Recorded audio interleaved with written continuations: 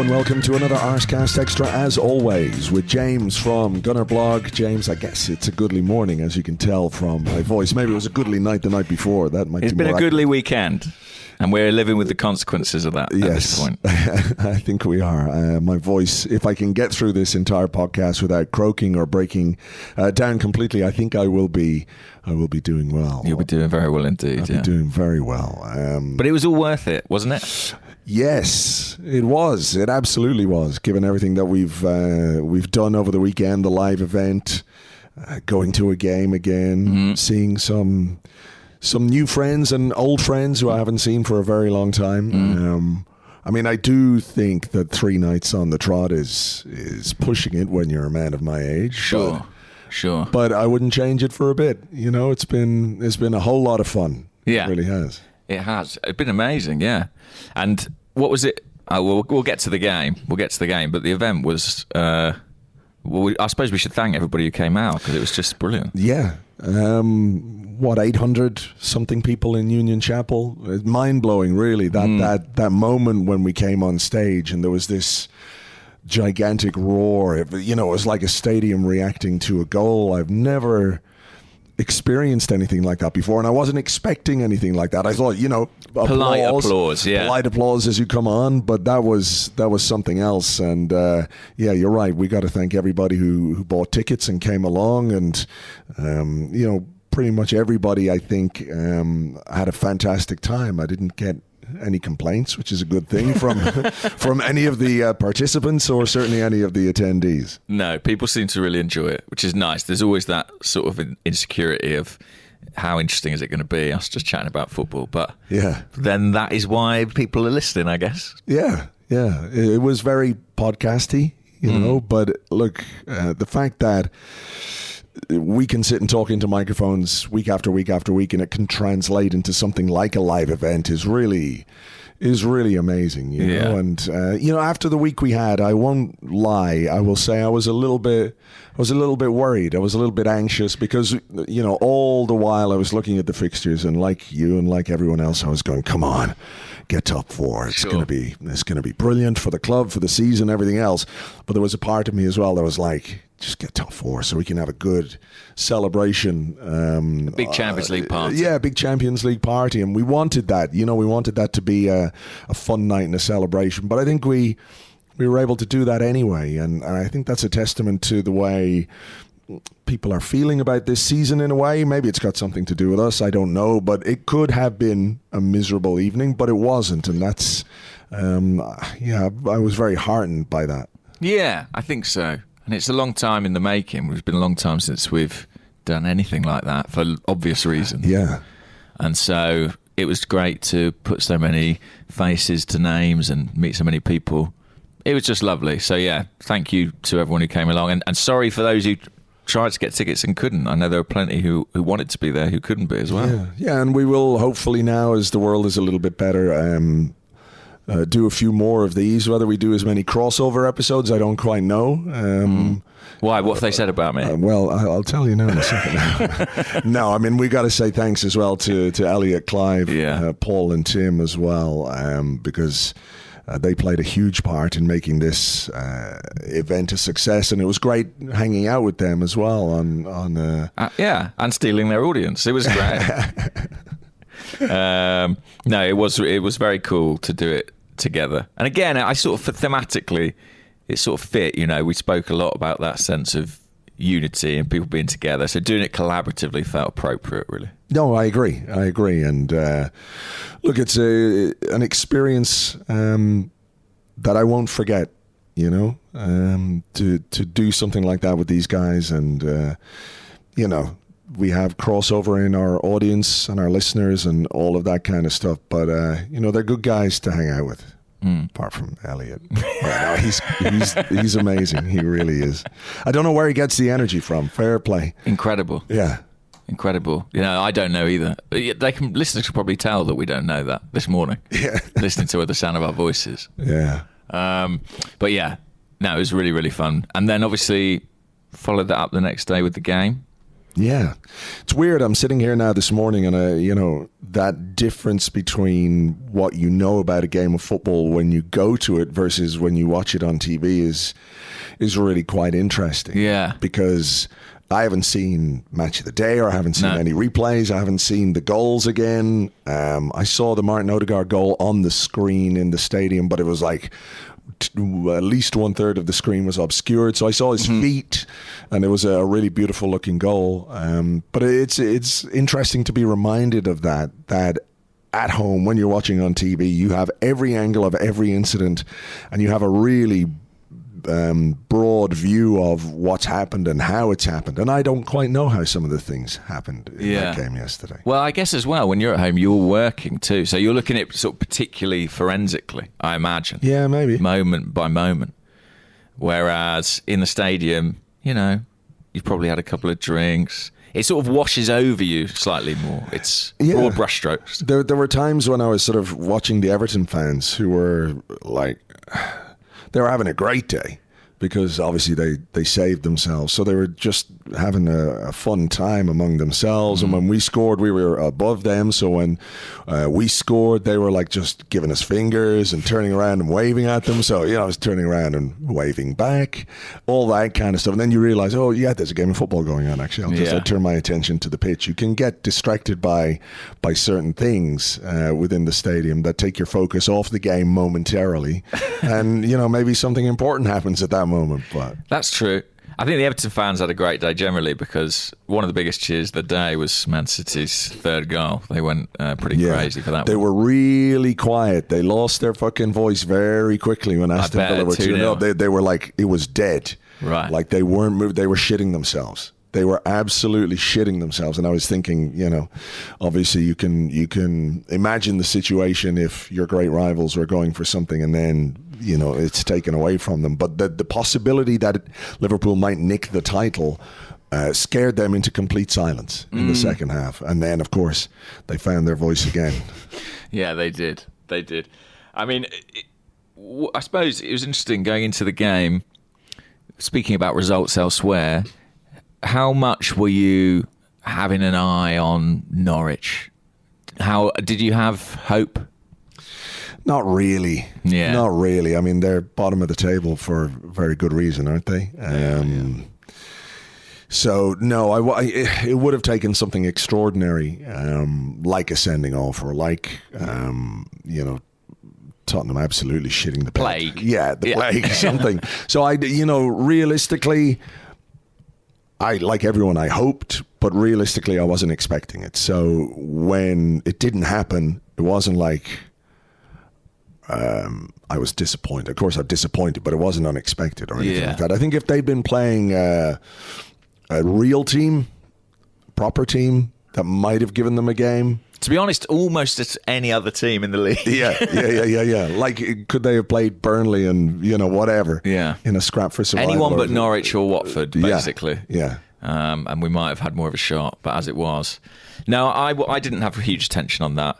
And I think that gave the whole day that sort of end of term, stakes are lower feeling. And Everton, if you think about it, their fans must have been dreading this day in the weeks running up to it, thinking we're going to have to go there needing something. They're going to be pushing for top four.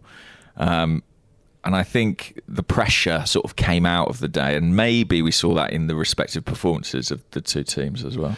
Yeah, Everton were only there because they had to be. Yeah, and some of them weren't even there. Jordan Pickford wasn't picked and had an injury apparently. Did he? Yeah, I saw somebody say that. We were... Still been out celebrating, I think. We watched together, yeah. And you went, is that Jordan Pickford just walking by? It was indeed. And it was. And Richarlison, he was absent as well, wasn't he? I think injury again, maybe. Who knows? Maybe, yeah. But I think, they knew they were safe and we knew, well... I think we needed a 15-goal swing if Spurs drew, so we got a third of the way there. Well, yeah, we didn't do too badly in that regard. I mean, I think you're right to say it was like end of term. It felt very end of season. Everton went through the motions. Calvert-Lewin, I kept an eye on him a little bit. That man can jump. Yeah. He's got incredible timing and incredible leap. But I don't know if his salmon-esque qualities are sufficient for us to splash big money on him. We need him to score some goals as well. But, you know, he did just a couple of things that were eye-catching enough that if Arsenal were looking at him, it was like, okay, he can do that. And we don't have that, but beyond that. I thought he was working quite hard, actually, maybe even more so than, substantially more so than some of the other Everton players. I know you do wonder if it's projection, but maybe he had to sort of half an hour thinking, Arsenal might be watching me here. He was involved in their goal. Listen, he's a very big aerial threat and he's great presence in that part of his game. I think it's just a question of, has he got the other aspects? Yeah, he's also in fantastic shape. I saw him at the end with his shirt off. Right. Listen, physically very impressive young man. Yeah. Anyone who can pull off a schoolgirl's outfit quite like him, you've got to have a good frame to be working with, you know?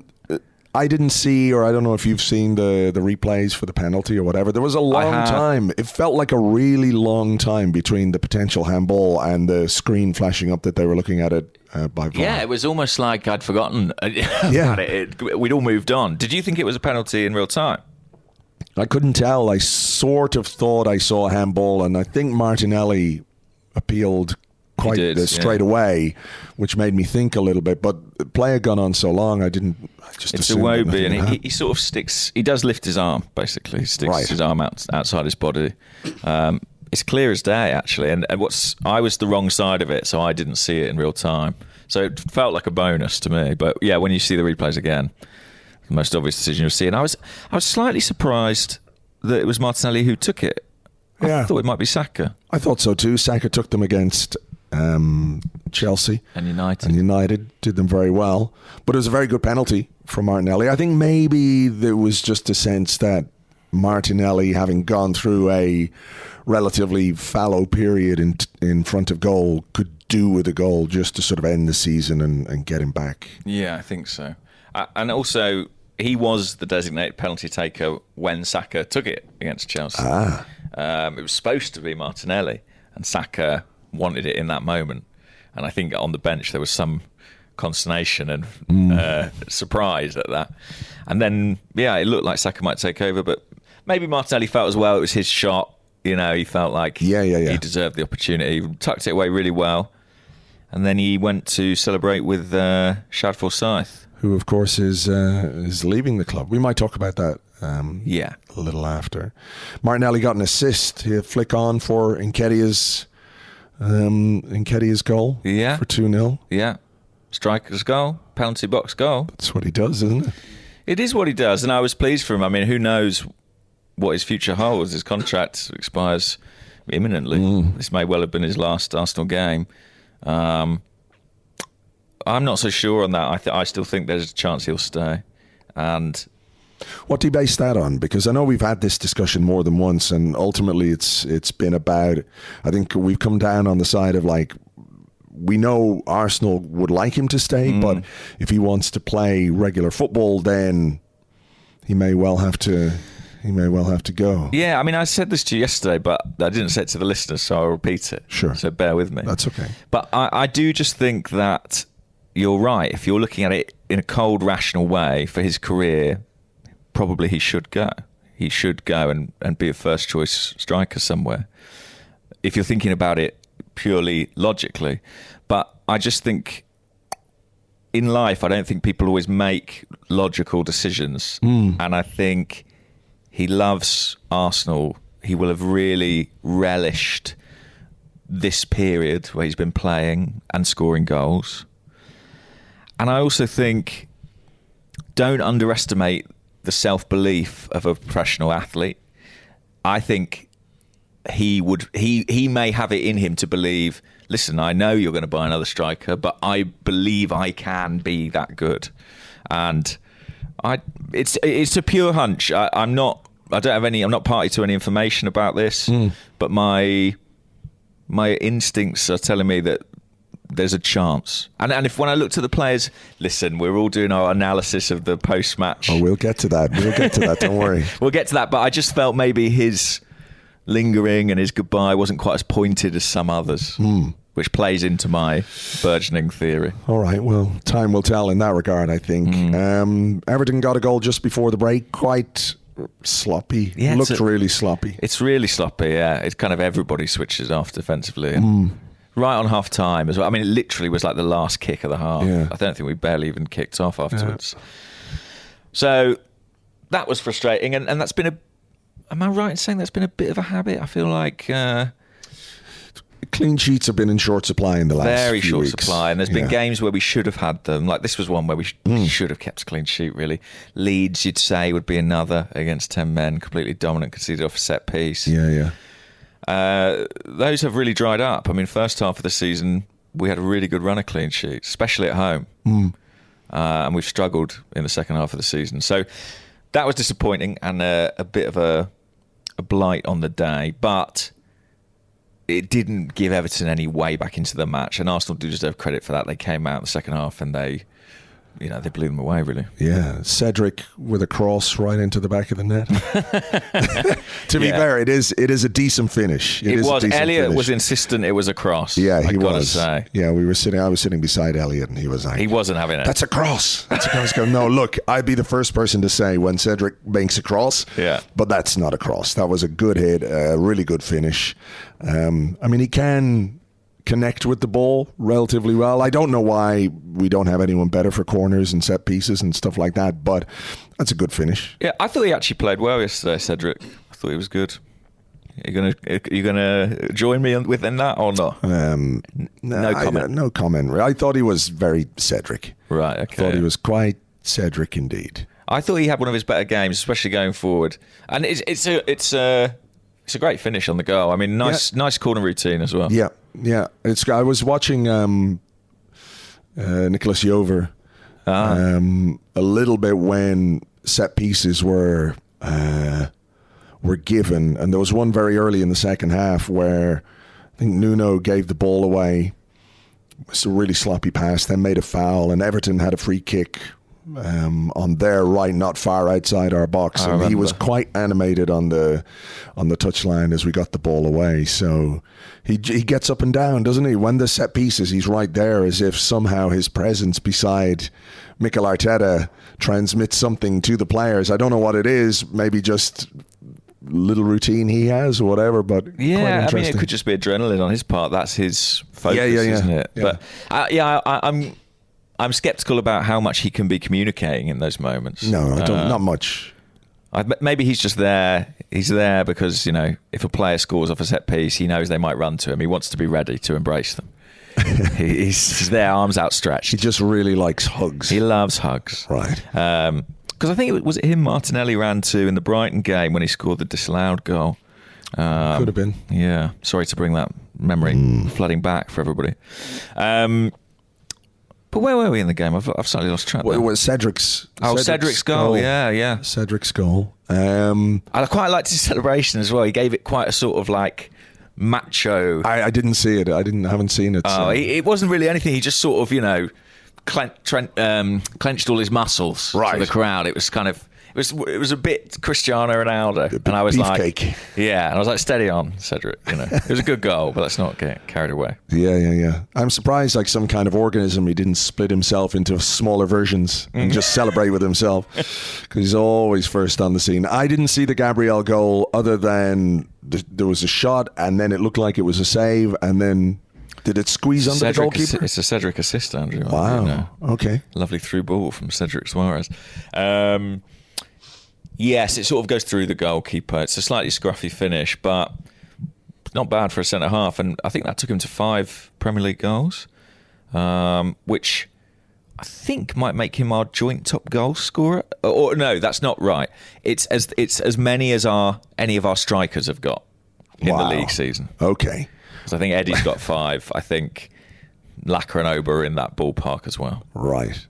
Well, if that doesn't sum up what we've got to do this summer, I don't know what does. Exactly. Yeah. And I think it maintains Gabriel's record as the highest scoring centre-back in the league, which, to be fair, that is some credit is due for that. And it's a part of the game that's important. We had Laurent Koscielny, didn't we, for a few years, who you could sort of bank onto nick a goal here and there. Yeah. Thomas Vermaelen in his day, of course. Thomas from Ireland, yeah. Certainly when he arrived. But it's very useful to have a centre-half who's a threat in the penalty box, and Gabriel is that. No, it is. And I think when you look around and you look at the goals that we have scored this season, the ability to get goals from different positions, not being overly reliant on one player to be the talisman, you can say that that is clearly an encouraging thing. And if they can continue to do that, to develop and to score and make assists, that's really positive. But still, it hammers home the piece that's missing. Yeah. We don't need to do that to death. I think today there's loads of time for season postmortems and analysis and all that kind of stuff. So Martin Odegaard's goal of the day. Yeah, that was lovely. I mean, even from the far end of the stadium, you could see how good a goal that was. The quick feet and then the sort of past finish into the bottom corner. He's a treat to watch, isn't he? He's lovely. I watched him closely yesterday, and I really like him. Class, I really like him. Some of the deftness of some of his little touches and flicks are, they're obvious on TV as well. Yeah. But they sort of feel a little bit more unexpected when you're in the ground in a way. Yeah, the improvisational element sort of comes across more, and his intuition to understand, where Saka's going to be on that flank and just find him round the corner. And he moves with real, I think grace probably is the word. His touch is deft. I love watching him. And this goal was great. At the live event, I picked Emile Smith-Rowe's goal against Chelsea as my favourite goal of the season because of that sort of lawn bowls finish. And this was another one. He just it was like a snooker shot, wasn't it? Just perfectly into the corner. Yeah, lovely goal. Lovely goal. There were some changes made during the game. Which were the subject of debate, I understand. They certainly were. You guys. The Granit Xhaka substitution, when he brought him off for Sambi, I was sitting next to Elliot, and Elliot's like, well, that's it. He's going. He's definitely going this summer now. That's 100%. That is Xhaka gone. I didn't quite read that into it. Nevertheless, I do think it was quite an interesting substitution because he never comes off, does it? He very, very rarely gets taken off. And I was thinking, okay, well, maybe there's something going on with El Neni and his future. He might sign a new deal, I read, 1 year deal, whatever it might be. The Paps caught him doing the photo shoot, it seems, in the media room. Kaya Kainak, did you see that? Yeah, I did see that, yeah. Took a photo of him posing with a pen. So the smoking pen. Make of that what you will. Yeah.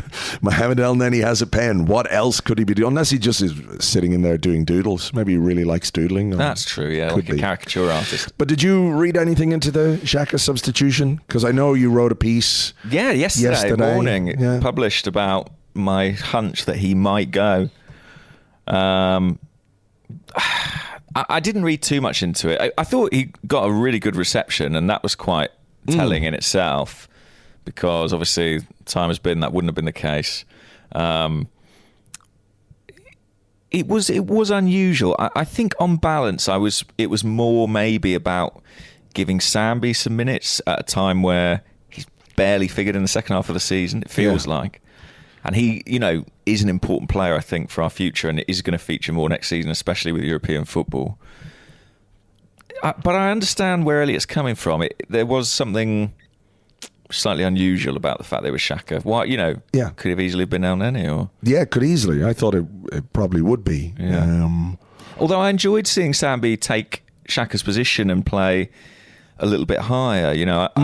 I know the club sort of see him as a number 6 and a deep midfielder, and they think he can play that party role in future. But I think that's still a way off for him, just in terms of sort of the demand and the pressure that on that position. Experience is so important there. I think El Neni's shown that. But I think Sambi's got the capability to play in one of these, number 8 roles a bit further ahead. And it was nice to see him pop up in their box a few times in the second half. Yeah. I thought he looked quite bright when he came on. Yeah, he did. Then Lacazette came on. Nicolas Pepe came on. Yeah. For what you imagine are going to be swan song performances for both. I mean, if you were a conspiracy theorist, I guess you could say those two substitutions both felt like they were about goodbyes. Yeah. And so maybe the third could have been as well. Yeah. But yeah, I mean, Lacazette made perfect sense to come on, I guess. And Pepe, if there's a time to bring Pepe on, it's when you're 4 or 5-1 up or whatever it was at that point in time. I think it was 4 at the time. Yeah. I really think both of those were, this is your chance to just play a final few minutes and say goodbye and all that kind of stuff. So 5-1, we end up 5th in the table. I don't know how much you can analyze a game like this. Some will say like, okay, pressure's off and you perform and you win a game 5-1, etc., which is, not unreasonable, but also Everton were terrible. They didn't give a fuck at that point. It was all about staying up. They did that. I think they were pretty well spent. And I think I need personally a bit more time just to sort of think about the analysis of the game and the season overall, and we've got a whole summer of podcasting ahead of us. So there's no rush then. No, in that case. I don't think so. But there are a few other bits and pieces I think that we can talk about. Maybe is the lap of appreciation, which we stayed and we watched together, which I thought was a bit odd in that it was half-hearted, almost half-hearted, which again I completely understand. It felt a little disjointed. Yeah. Like they were standing around for a while and then Rob Holding just said, well, someone's got to do it, so I'll go out in front. I think he was first around. I think there were some issues getting families down. Because obviously all the families are in their seats or in their boxes. And they sort of had to send for all the families at full time to come down. Right. But they were arriving in drips and drabs, and everyone had to be checked. Who are you? So I think that probably affected that sort of flow of people out of the tunnel. But sure, I remember these laps of appreciation being sort of, the team would sort of go around together. Yeah. And it wasn't really the case. No, it wasn't on message, really. No, it was sort of like a collection of individuals going around to varying degrees of applause or non-applause or indifference or whatever it might be, which I just thought was a little bit odd, because I think within the stadium yesterday there was certainly a willingness to appreciate what the team have done, even if, we don't have to keep saying it, the disappointment of not making the top 4 and everything else. Atmosphere was great. I mean, those guys in the clock end are amazing. I have to say, they were absolutely outstanding. I was watching because they were down to my left and the Everton fans were down to my right. And it was quite interesting. At one point, Everton fans, geez, I tell you what, the flare situation, right? Everton had a load of blue flares and a few of them came on the pitch at one point. And then the police and the stewards were keeping a close eye on the Everton fans. And at one point, someone was picked out in the Everton end. And there was a policeman standing there with what looked like a kind of, he had a tripod type thing. And he was filming. The police went up and they took some guy out, took him out of the end. I don't know what he did or what happened or anything else. But also a little bit later on, the same thing happened, and they went into the Arsenal fans. A policeman or 2 policemen, women, I can't quite remember, went in. They were filming. I don't know if anyone got taken out or whatever. But they made so much noise, and they were singing, and they were, it was quite infectious. It really caught on, and like I said, the atmosphere inside the ground, even if everyone has their own disappointment with what happened, felt really positive, which is why I just thought it was a little bit strange that the team was, what's the word I'm looking for? Not quite as together as you thought they might. Yeah, they were sort of drips and drabs coming out. And but, I think individually the players and the fans shared that moment of appreciation as each player came round. Yeah. They'd get their reception or get their song sung. But it was a bit of a shame that it didn't all happen together. It was conspicuous as well. It didn't, unless we didn't see it, it didn't look like Mikel Arteta ever made the lap. No, I don't think he did. Media duties, maybe. Media duties, but also, because he is win, lose or draw, he's there. to clap the fans at the end, particularly at away games. He makes an effort there, and I think he has done all season. I just think maybe it was, one, he wanted the players to do it and get the appreciation, and two, after the week we've had, maybe he was just a bit cognizant of the fact that, well, I don't know, I'm not saying he was afraid of any pushback or anything like that, but he felt maybe it wasn't the right thing to do after a week in which we've lost to Derby, we lost to Newcastle, top four went away. Maybe that's not seen as the right thing to do, but I agree, it was a little conspicuous. Yeah, maybe that was a moment of self-consciousness. Maybe he just wanted it to be a moment for the players, but it did strike me as a little bit odd, only because the relationship seems to have really improved between the fans and the manager, and my sense in the stadium, at least, was that he probably would have got a fairly reasonable reception. Well, I mean, I think if he had gone round with all the players at the same time, there wouldn't have been any. Nobody was going to throw rotten fruit or anything like that. No. I mean, also I have to give a shout out to the Everton fan who sent his 2 or 3 small children running down the stairs with flares. Wow. He had 3 of them in a row. These kids, they were running down the stairway with the flares in their hands, and then they got to the bottom and turned around and came back, and immediately they were surrounded by Arsenal stewards, and the Everton fan was like, what did they do? What did they do wrong? I was going, Jesus, just do it yourself. These kids were about 6 or 7, you know? Yeah. Great fun for them, but come on. That's mad. So there were a lot of number 9s on the pitch. There were. It's an unusual situation for Arsenal, I guess. But yeah, the Lacazette family and entourage were out in force. Yeah.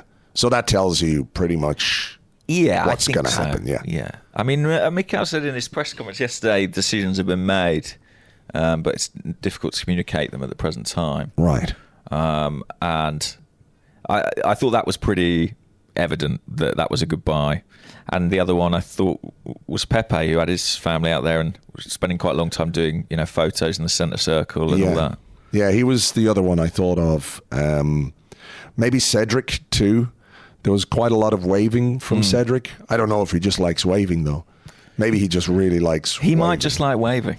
Who knows? Yeah, at some point I think he had he had his small child with him who was running around, but then he had to pick it up, so you can't sort of applaud the fans while you've got a child in one hand. So your only option is actually just to wave and say thank you. But there was a lot of waving. At one point he was trying to get the kid to give a wave, and he was going, look, good, do it, wave. Kid was like, I don't know what the fuck's going on here. Yeah, the kids were a mixture of sort of excited and confused, I think. Yeah. Beyond that, though, Bukayo Saka got an incredible reception as he went around the pitch. I don't know, do you remember the banner that they had out? It was like, thanks for the love, whatever it was. I don't know if they were young academy players or whatever who were tasked into doing that, but in front of the goal at our end, when Saka got there, all of these kids were like, can I get a selfie? Can I get a selfie? And he spent some time doing pictures with them, and then he was in front of that clock end group of fans who were really noisy and everything else. And I'm sure he realizes this anyway, that he's appreciated as a player and loved as an academy graduate, and we can all see what he's done, how he's done it, what he can become, all of that kind of stuff.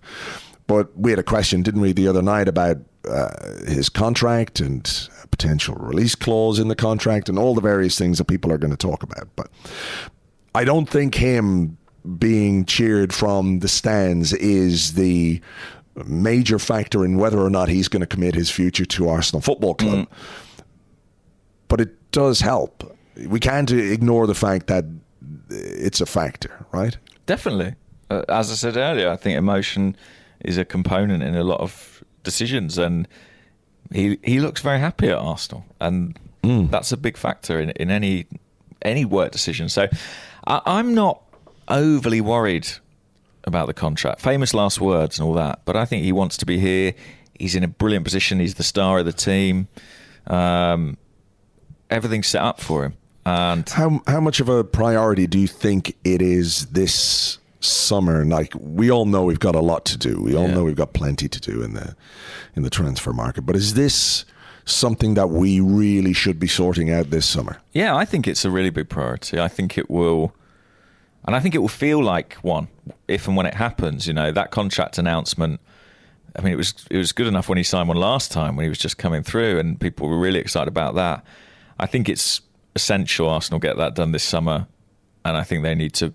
It should be right at the top of their to-do list, really, up there with, you know, the centre forward and central midfielder. I think I'd probably have it sort of jointly with those as the summer priorities. Yeah, okay, well, we'll have to leave that one in their court. Mikel Arteta's post-game comments were tinged with a lot of disappointment. It's interesting, isn't it? Because in the build-up to the game, I felt like he was a lot more positive. I think maybe because he was trying to elicit an atmosphere for Sunday. But I felt like in the pre-match, you know, he spoke a lot about when we reflect on the season, we'll feel really good about it. And then at full time and in his post-match, he did seem slightly gutted. I guess when you're in sport, you always have that hope that as long as something's possible, it might happen. Yeah. And that obviously went away with Spurs' win at Norwich. And obviously what did he talk about? I think I'm just trying to find the quote here. He talked about guilt. Right. He said, "I'm still in a lot of pain after what happened." He said, "I'm extremely disappointed because we generated expectations that I wanted for this football club because it's what it deserves. At the end, we came short, and that feeling of guilt and not reaching that level is painful," is what he said. I think whether you like Arteta or not like Arteta, you can't not connect with that. No. Because it's painful one way or the other. If you are a real Arteta backer and you wanted this for him, the fact that it didn't happen hurts. The fact that it didn't happen for the football club, whether you want Arteta in or not, that also hurts. And like, I don't know how to feel about it, really. I'm still doing a lot of processing about this. But I wonder, I like that he sort of wears his heart on his sleeve a bit in situations like this. That when things go wrong, he very rarely sugarcoats it. Like, I think the quotes pre-game about how when we look back on the season, we'll feel good about what we did. I think what he's trying to do is transmit a message to his players that we can do better than this. Yeah. More than it being a thing that this is good enough. And clearly from what he's saying there, he doesn't think it's good enough. Yeah, and I think, as I say, I think the timing of that being before the game, I think he wanted to engender a positive atmosphere to help us as much as possible on the final day. And almost now that's out the way, I think we probably see his real disappointment coming through. And I think, you know, a lot of people doubt Arteta's credentials or certainly his experience or maybe his capability, but I think it's quite difficult to doubt the motivation and the desire and I think sort of the sort of sporting ambition that underpins that. You know, I hear a lot that we're sort of very comfortable with mediocrity or things like that. I don't see that in him at all. No. I think he always pushes for more, and when it's going well, he's the guy saying we haven't done anything. Yeah. So I'm not surprised that he feels. I'm not surprised he feels disappointed and slightly responsible for the fact that Arsenal didn't get over the line for top four. What was his quote? Like, we squeezed every bit from the lemon, I think he said as well. Yeah.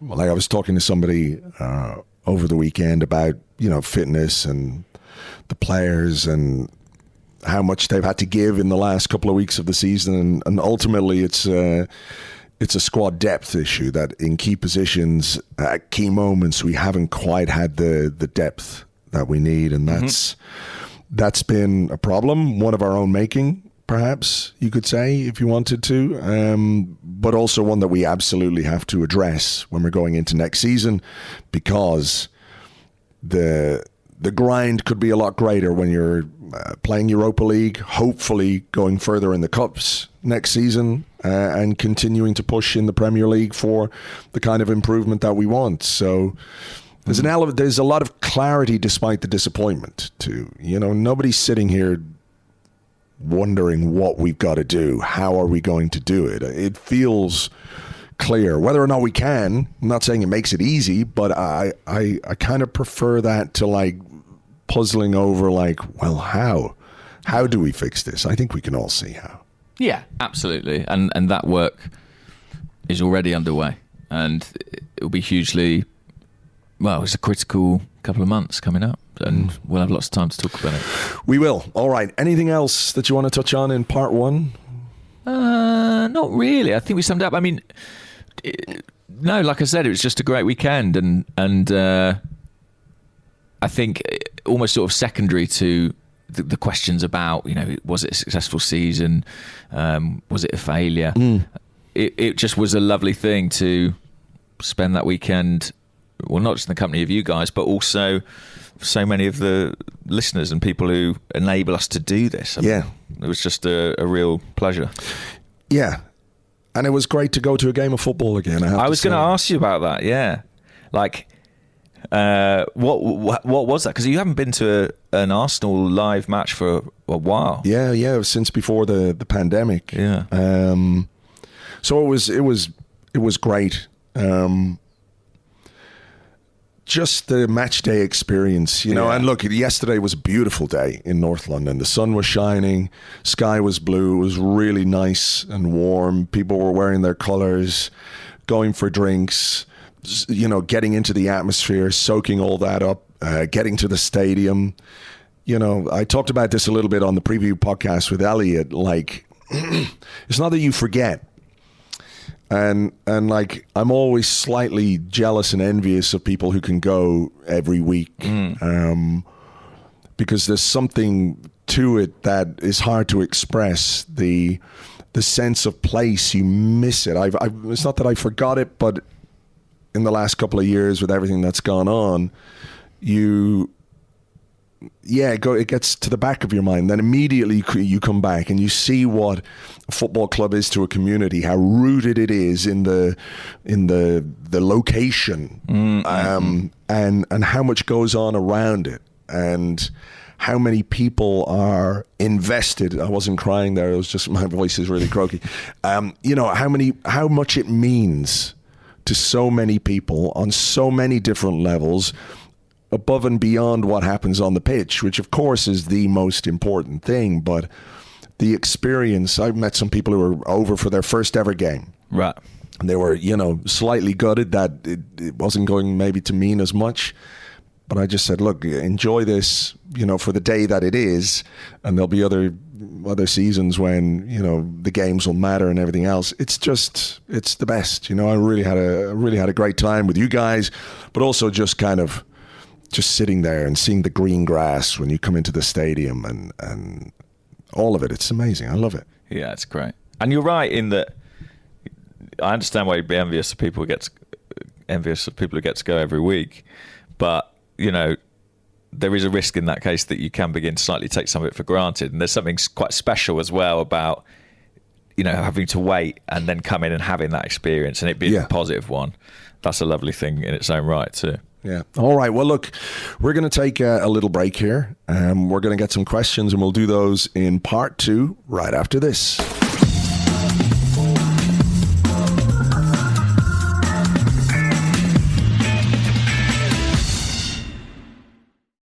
Welcome back to part 2 of the Arsecast Extra. This is where we answer questions that you sent to us on Twitter at GunnerBlog and at Arseblog. Also on the Arseblog Discord chat server, which you get access to if you are an Arseblog member on Patreon. I just want to read this one. I want to read this one out before we get on with them. It just sort of follows on from what we were talking about at the end of part 1 there.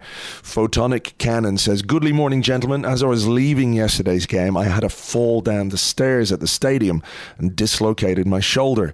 I was helped by some wonderful stadium staff and the St. John ambulance crew. This got me thinking about some of the great stories that come out of Arsenal about the work everyone at the club does to help fans and the local community. Part of the reason this season has been so enjoyable is the growing reconnection between fans and the club. Should we do more to appreciate the people at the club who help this happen every day, or who help this happen day to day, and who we as fans interact with most often? And I think there is maybe sometimes you forget what goes on behind the scenes and all the people who are at the stadium, the stewards, the staff, from all levels of the club who are there, who try and make everything as good as possible, as amazing as possible for fans. And you realize again when you go to a game just how big an organization it is and how much there is going on and how many people are there to try and make our lives a little bit better.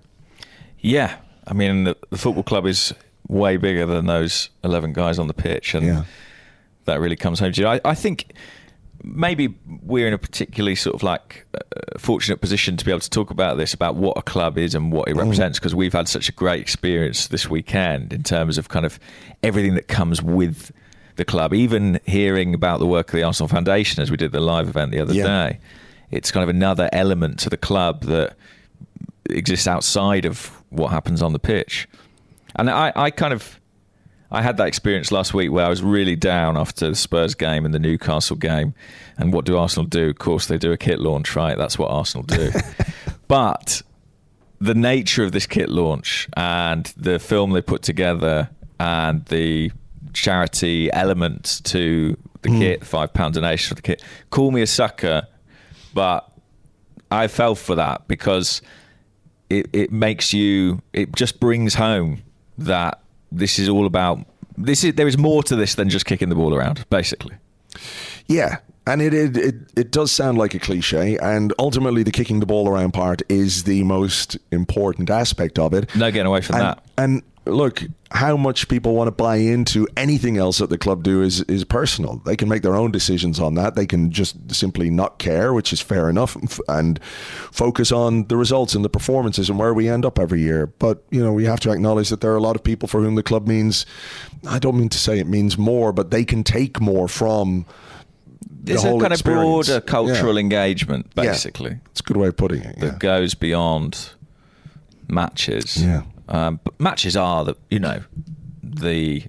key. I mean, they're what people care about most, and it's what got us all interested in the first place. But there's a whole culture that extends beyond that, and for me that is important too. All right, and Photonic Cannon, hope your shoulder is okay. Oh yeah. Yeah. Shall we have a question from Twitter? Yeah, why not? Okay. What about this one? Josh Robinson, 87. I can't be the only one looking forward to being back in the Europa League? ? I've just missed European football. How do you feel, Andrew? Are you looking forward to being back in the Europa League? I'm looking forward to us being back in Europe, because I tell you, this is the first season in 25 years that we haven't had Europe. Well, yeah. In and of itself, not a good thing for the football club. And I'm going to talk about this from an absolutely and purely selfish point of view, as somebody who writes about Arsenal every day, who does podcasts about Arsenal and wants to create good content for people. I'm looking forward to things not like sometimes we played on a Saturday and then we wouldn't play till a Monday. How many times did we have like a 9-day gap between fixtures? Yeah. It's really long and nothing much happens. No. Matches change everything. Well, they don't change everything, but you can, like, if you have a good result at the weekend and then you've got a game in midweek and you can have, good or bad, it sort of changes you turn a new page. Yeah.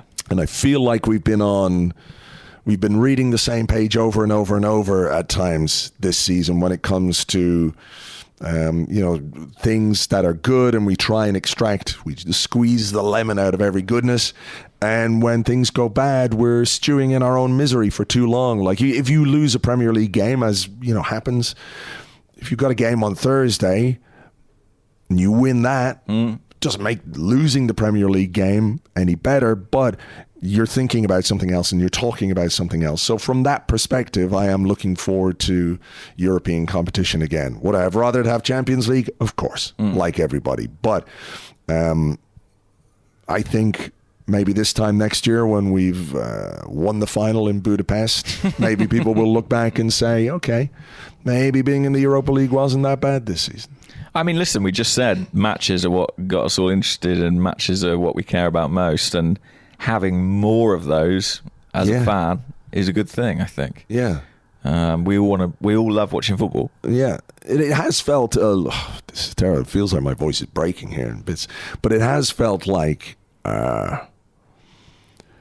some of the talking points became quite stale quite quickly this season. So just being able to flip onto something new with European games, and there could be, we've talked, I'm sure, on this show about developing young players, but also some of the players who were fringe players who didn't get a great deal of minutes, giving them playing time next season. Hopefully can keep us in good shape for Premier League as well, that players are more involved more regularly. Yeah, to a certain extent we owe the development of people like Saka and Smith Rowe to the Europa League. Certainly that was an important ground for them to make their breakthrough. And maybe I'm not convinced there's necessarily another generation like that immediately ready to step up. But like you say, I think there are developing players, squad players who will really benefit from that. Yeah. We had a couple of questions like this. So let me do this one from the Discord hang on. I got to put my glasses on. And I still can't read it. I think it's Brian Regan09 who says, I should just fix up the font a little bit so I can see it. Yes, Brian Regan09. He said, with Torreira and Bellerin both seemingly failed to have secured permanent moves to their loan clubs, do you or James think either of these two players especially have a chance to be reintegrated into the squad? Both, in my opinion, are upgrades on El Neni and Cedric. And on Twitter, the chief, who's at macho_grande1, said, with limited resources available and more players required, should the club prioritise its returning loan players? Adding Saliba and Bellerin to the squad will strengthen our defence, leaving more money to spend in attack. It feels like a no-brainer. Yeah, I see that. I think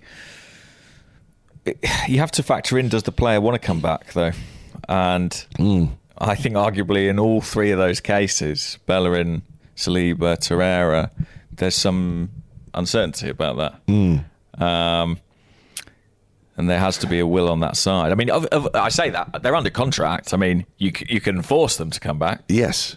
Torreira's shirt is gone. His shirt number is gone now. Yeah, true. Although I think they gave away El Neni's shirt number. But they gave away Saliba's shirt number as well to Ben White. Yeah. I mean, El Neni's the great... he's the great, what's the word, sort of example for a lone player of, that you can find your way back into the plans. Yeah. But you've got to be pretty dogged in that pursuit. He really wanted it, and he's said that. He's been on record about that. I don't see Torreira coming back. Me either. I don't really see Hector coming back, to be honest with you. I think that leaving Arsenal for him was quite a big thing, and he took that step, and he had a fantastic year in Spain, and I think he'll want to find a way to kind of, continue and progress. Do we know what the issue with Betis is? It that they just can't afford a deal, or do they not want to keep him? Or I think they'd like to keep him, but basically the problem Arsenal have is there's no money on the continent. There's no. If you're trying to sell Bellerin with a year left on his contract to a Spanish club, you're not going to get great offers. There isn't loads of money to go around unless you're one of the sort of super clubs who just find it, I don't know, God knows where, down the back of a sofa. Torreira, probably to a certain extent, the same is true in Serie A. So yeah, I'm not hugely optimistic of getting great fees. I think Arsenal would like to get a decent fee factor Bellerin, and I almost feel like Betis' statement about he's come to the end of his loan, we wish him well. To me, that almost reads like the first move in a negotiation, saying, we're not just going to pay what you asked for. What about Saliba? Because that is the one that I think is going to be a really big. Who is he? Sorry.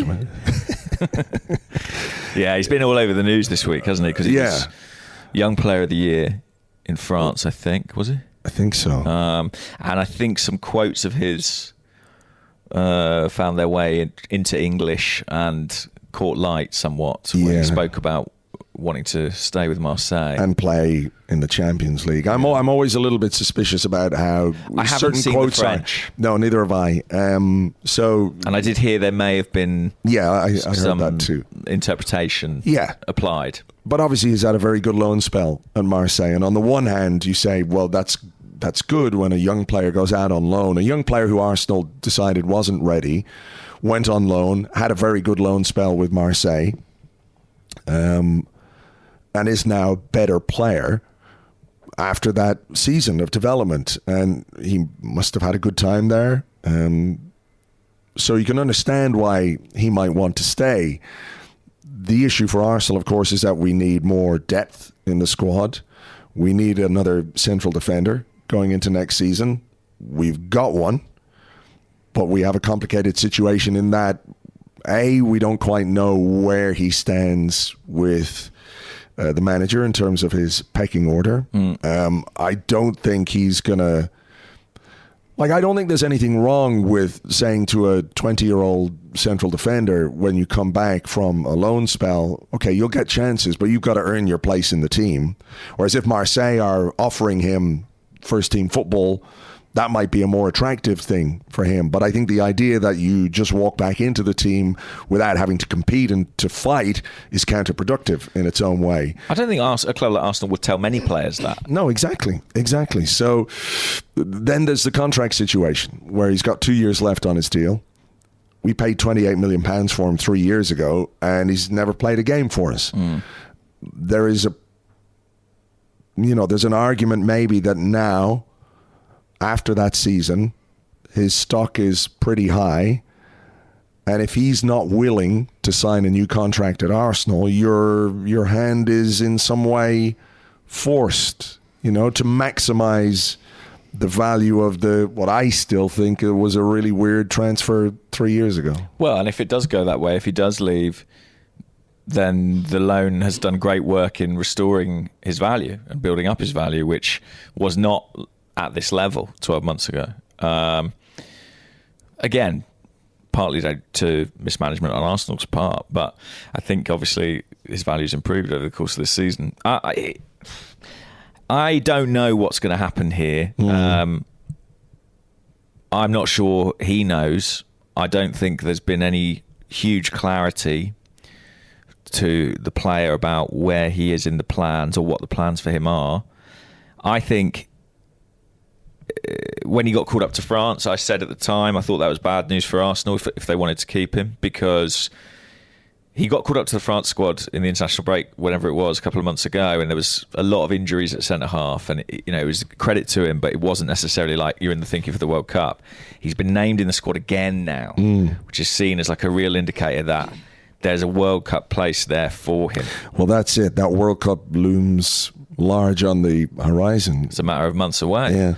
And you can't underestimate how big that is for a young player. He also has had a great season at Marseille. I can't be 100% sure on this, but I think he might have grown up in a Marseille supporting household. I think Marseille might be his club. Ah, okay. Not 100% sure, but a couple of people have told me that. So I think that, again, we're talking about emotional decisions. There'll be an emotional component too. He's in the country where he feels at home. He's in a stadium where he feels at home. He's got a coach he really likes, as opposed to a coach who I think he probably feels doesn't necessarily rate him that highly. So I said when I went out to France, whenever it was, 6 weeks ago, I don't think he's coming back. And I still don't think he's coming back, to be honest with you. I think he'll want to go somewhere where he feels more comfortable. Okay, well... but that's not what I would like. I'd love him to come back. I know exactly. I know. I think most people would. I think I've never seen so much investment in any player who's never played a game for us. It's a strange situation. And probably with hindsight, there might be some regrets in terms of how certain things were handled and certain things were done with regards to him. And like you, I would like him back. I think,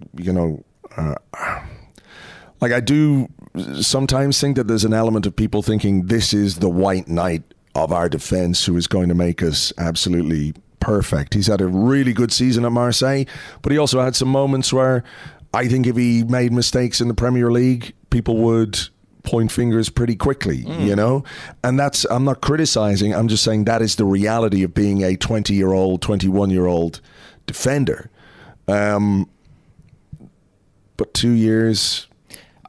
Yeah, I'm not looking for him to come back as a white knight or the guy who's going to fix our defence. I'm looking for him to come back, in my ideal scenario, as one of 4 or 5 centre-halves, a group who,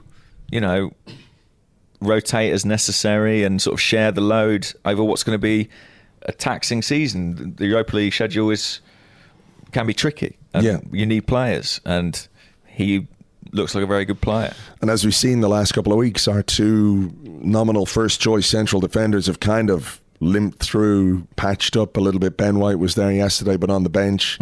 Gabriel has had some injury issues as well. So, there is football. You can be sure that there's going to be football for William Saliba if he comes back, but whether or not he does, we'll wait and see. But that one's going to play out, I think, over the season. Yeah. The other thing I think that we shouldn't underestimate, and that I was really struck by when I went to France, is how massive Marseille are. We think of the French League and the Premier League, and there is a disparity between those two competitions, but Marseille are a huge club. They are kind of, if PSG are sort of the metropolitan elite, Marseille, they're kind of the Liverpool of France. They're the romantic club, if you will, and hugely supported across the country. Like we said, probably playing in the Champions League next year. For a French boy who grew up in an area where a lot of people follow Marseille, I don't know. I think it's going to have a real pull for him now. The question is, can they afford him? You got to cough up. Simple as that. Yeah, there's no way he goes without Arsenal getting their money back. You'd like to think. Yeah, we did talk about this in the live show a little bit, and I'm sure we'll maybe have a deeper conversation on this during the summer at some point. But our outgoing business has got to be better. We've got to get better at that. I think most people would acknowledge that last summer was encouraging when it came to recruitment and what we did, but question marks on what we do the other way are still there. Yeah. Well, fingers crossed for that Eddie Nketiah tribunal then. The extra 500 grand we get from that. That will be amazing. Go all the way.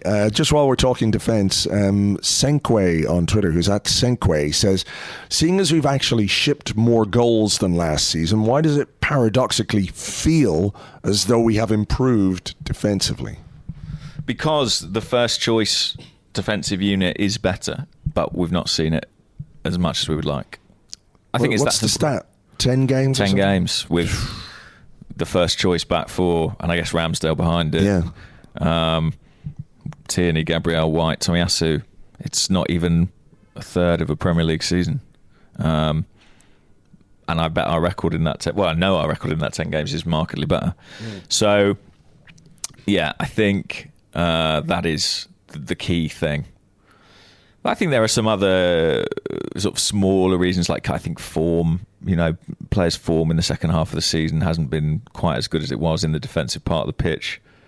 But I do think it's that continuity that's been missed. Yeah, that's what we were trying to do, right?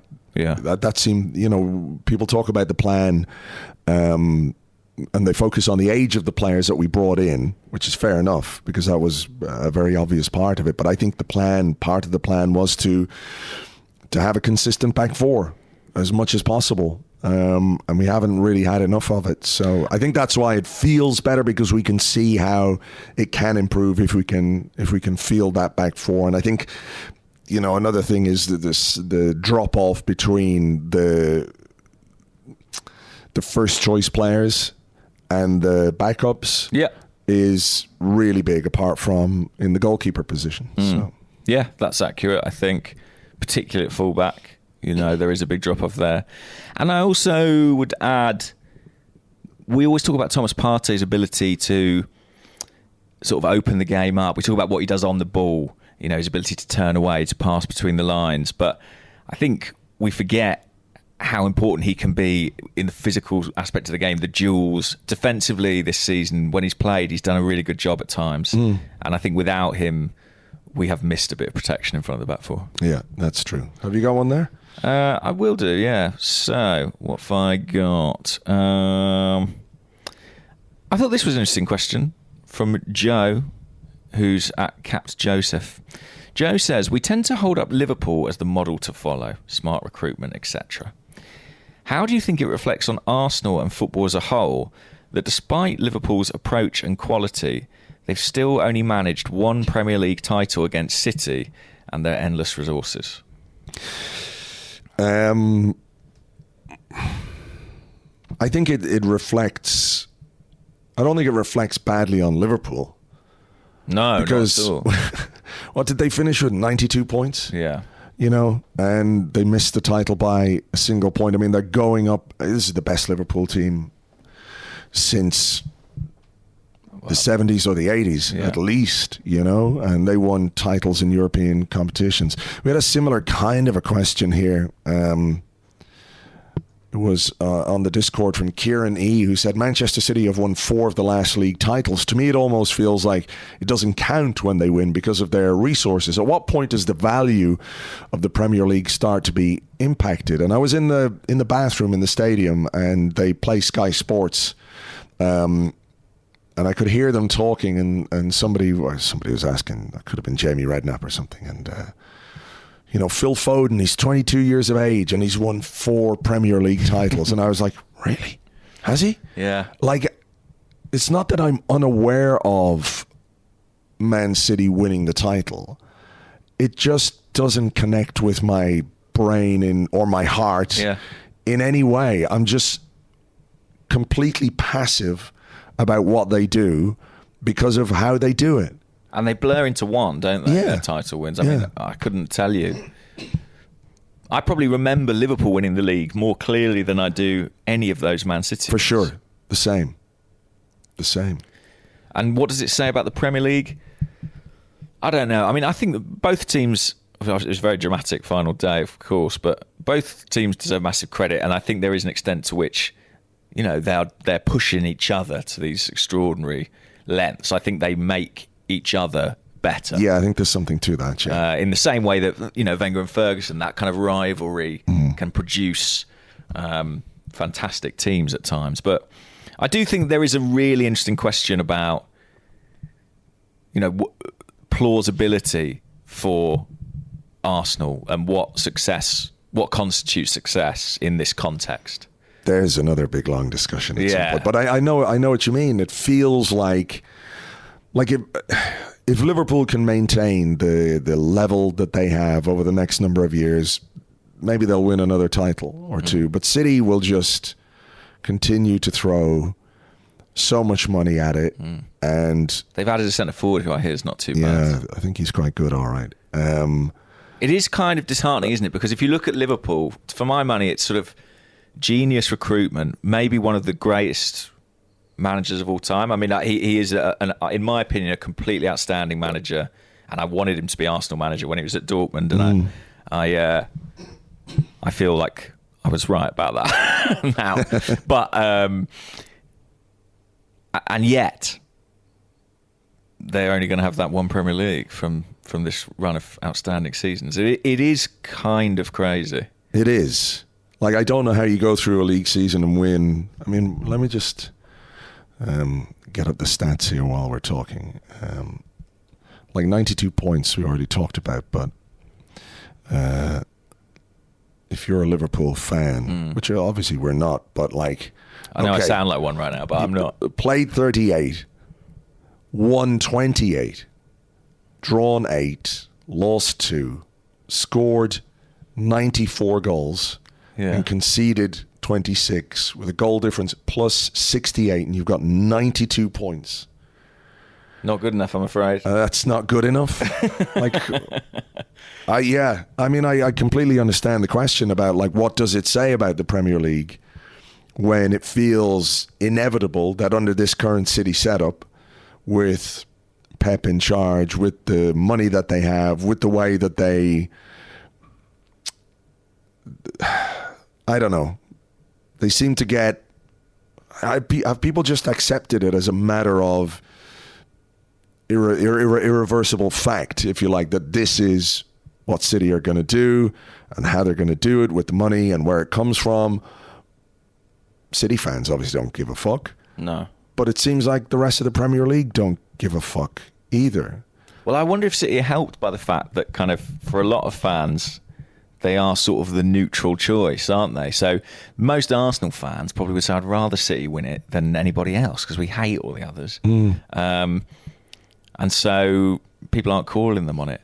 I mean, it's interesting in the context of La Liga's statement about PSG. Did you see that? No. So obviously Kylian Mbappe turned down Real Madrid. I mean, yeah. To stay at Paris Saint-Germain. I think it's reported, it's something obscene, isn't it? It's like $1 million euros a week or something like that, yeah. Like, I understand why you can't turn that down, but I do think as a football player and as, potentially one of the best players in the world, I don't know, how much can you take from winning La Liga with PSG? I mean, I know there's a similar argument, like you're going to Real Madrid, so chances are you're going to be involved in a title race anyway. But it feels just maybe a bit more naturally competitive in Spain than it does in France. Yeah, and anyway, La Liga then issued this quite extraordinary statement saying, about PSG, I'm paraphrasing, but essentially, calling them out and saying, like, how is a club allowed to pay these kinds of salaries? It's, essentially the financial irregularity of it and the whole nation state thing. Unfortunately, within that context, it seemed like very sour grapes, but I think there were actually some good points in there. Yeah.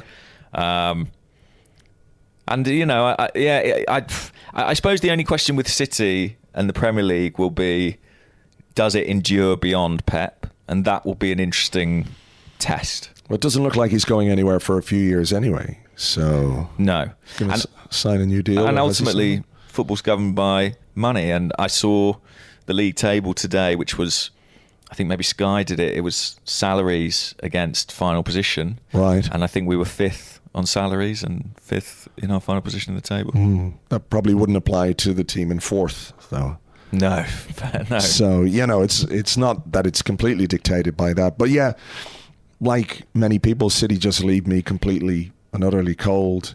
And like, I'm not saying, I know people hate Klopp or they hate Liverpool, but I'd kind of rather Liverpool won it against the odds. I'm not saying there's some like plucky underdogs or anything like that, because what they've done is built, as you say, with a great manager and great recruitment and everything else. But like, it'd be like if I cared about French football, I'd rather anyone than PSG won the league. Yeah. But I don't know what football can do about it now. And we have had that in France. I mean, that's the thing. A couple of years ago, wasn't it? Yeah. Okay.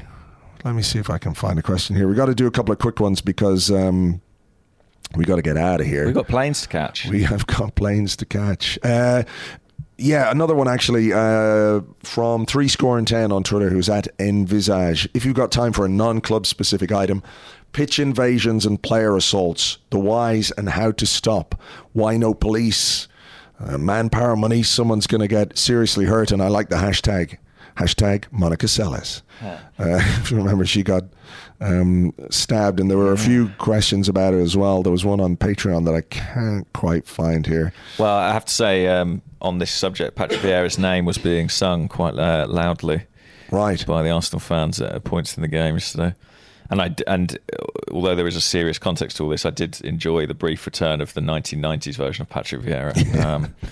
I think they forgot. I think the suit had people fooled. Yeah, you should have kicked that little prick harder, if you ask me. It's a problem. I mean, it happened again at Man City, didn't it? Yeah, the Aston Villa goalkeeper. Yeah. It's just fucking mad. I don't know what gets into people. It's just like I understand celebrating. Yeah. And I understand the like, haha, you lost element of it as well, because, I enjoy that.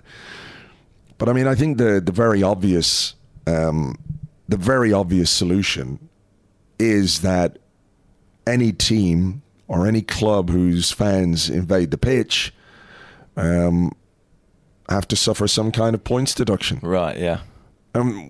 That would immediately, I mean, the difficulty is, of course, you could get a load of fans that run on the pitch, you know, who aren't necessarily fans of that club. But Or put them behind closed doors, I think, as well. That can work as a punishment. Yeah. If fans misbehave. Yeah, and maybe a second offence or whatever is a points deduction. But yeah, somebody will get hurt because, look, accidents can happen and, you know, you can... Yeah, I don't want to get too grim on this, but like one idiot sucker punching somebody from behind or something like that is, you know, could potentially be really, really damaging. So, it's not great. Whack on the back of the head. I mean, it is dangerous, and unfortunately it's becoming a bit of a trend. And it's a shame. It is a shame because in a purely romantic sense, there is something lovely about a pitch invasion in the right context. You know, it can be a really special moment. Yeah. But the behaviour of a few individuals means it just can't be permitted in the current context. I enjoyed this question. Dermot Kelly, what are your feelings on Burnley going down? Again, I don't really give a shit. You're not even glad to see the back of them. He made the point that they've been a thorn in our side, but they're also one of the only lower half teams that could affect the top of the league with surprise results. I feel the possibility for shock results will suffer with their absence. Yeah. I'd need to look, but I feel like we've racked up quite a lot of points against Burnley. Yeah, I think we've got some old traumas that sort of colour our perception of Burnley. Like I know we had that recent game in January, which was a 0-0 and everything else, but I think in recent times we've inflicted far more pain on them than they have on us. If you think about some of the goals that we scored, the Koscielny goal, remember the handball one? Yeah. That would definitely have been disallowed in the VAR era, and there was a really late penalty, if you remember, in one of the games, true. Alexis Sanchez. So I think we've done more to them. You know, long-standing personal issues with Leeds. I think would you have liked to see them go down more? Yeah, but again, ultimately, I don't give a fuck one way or the other. You know. Yeah. Right, two very quick ones to see us out. Freddie Grace, who's at Crypto Lannon on Twitter, says, when do you envisage our summer transfer work getting done? Early on, giving the players a chance to take on a full pre-season, or later in the window as the shakeout of the transfer window unfolds? I hope we strike hard and quickly. And I think, you can tell me if I'm wrong here, but I have a sense that they are going to try and do that with their main targets for the key positions, and then afterwards we might just see the normal machinations of the transfer market. Yeah, and I think there are some parts of the pitch where there might be an addition if somebody goes, and you've got to wait and let that play out. If you think about last summer, we did business kind of in two waves, really. Like early on, Arsenal went and got Sam B and... Ramsdale and White, was it? No, not Ramsdale. White. They at least that was very much in motion. Yeah. And then towards the end of the window, there was kind of another wave once the season started, which was like Odegaard, Ramsdale. White was one of the earlier ones, and I think that is quite a natural way to do it. You go and get the players you feel you can get now, and try and tick one or two of those boxes off. Then people leave, you slightly reassess, the market moves, players who weren't available in May sometimes are in August, or they've agitated for a move, situation changes. So it wouldn't be surprising to me if we saw a similar thing, maybe one or two early in the summer, and then more business towards the end of the window if needed. What do you make of the stories this morning that Spurs are interested in Gabriel Jesus? Is that agent stuff? Is that real? Would you be worried if they were actually after him because they can offer a Champions League? I would, but then I would also look at their front three and say, can they offer him what we can offer him? You know, Harry Kane, Kulusevski, Son, to a certain extent, they pick themselves. Does he want to go there and be a rotation player? I think the point of Gabriel Jesus coming to Arsenal is he thinks, I'm going to play, I'm going to be the man. The main man, yeah. The main man. And I think that's what Arsenal can offer him that Spurs probably can't. And I do think that'll give us an advantage. I think... what we also have in our core is Edu and Arteta, and I think that's really interesting. Like Arteta's obviously worked with him; they've got a connection. And Edu Eddie was the technical coordinator of the Brazil squad when Jesus made his debut. Yeah. And, his job was handling the call-ups, dealing with all the players. So they've got a close connection as well. So I'd still feel confident. And also, Spurs. Famous last words. We see him holding up the white shirt tomorrow. Yeah, okay. Yeah, I think that aspect of it, what we can offer him, is important for the player when he's thinking about the next surely 3 or 4 years. Okay, final one from Dean Van Wyn, who's at Dean Van Wyn on Twitter. Simple one. Was Lacazette a good signing? Oh, man. I would probably say no. I'd say no. What about you? No. I think when you spend 50 million on a striker and you don't get consistent 20 goal a season output from him, and you sort of, I'm not saying the Aubameyang signing completely undermined the Lacazette signing, but for Arsenal to spend over £100 million on two strikers within 6 months of each other probably suggested that the decision making or the due diligence or whatever it was going into that summer when we signed Lacazette wasn't where it should have been. Yeah, it always felt like a signing Arsene wasn't entirely sure about, and ultimately what's happened over the intervening years has kind of borne that out.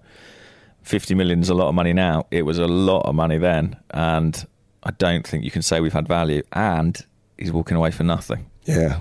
So I'd have to say no, not a good signing. Not a good signing. Even though I like some aspects of the player. Sure, I get it. Okay, well look, we have got to leave it there because we do have places to go, trains to catch, people all that kind of stuff, people to be and all that. It was amazing hanging out this weekend. Thank you so much. It is still weird to me doing these face to face, but we've grown more comfortable. You've relaxed onto the chaise lounge in my hotel room here. It's like therapy couch, yeah. It is a bit. No, it's been really fun. And hopefully, as you said at the top, we'll do more of these and more in person in future. For sure. All right. For you guys, thanks for being with us all season. All season long. There's another one done and dusted. And now we get into the mayhem of the summer. But like I said, we've got time to... Now the real action starts, guys. We've got the season out the way. It's transfer time. Okay, listen, we'll leave it there. Thank you as always for listening. And we will catch you on the next one. Bye-bye.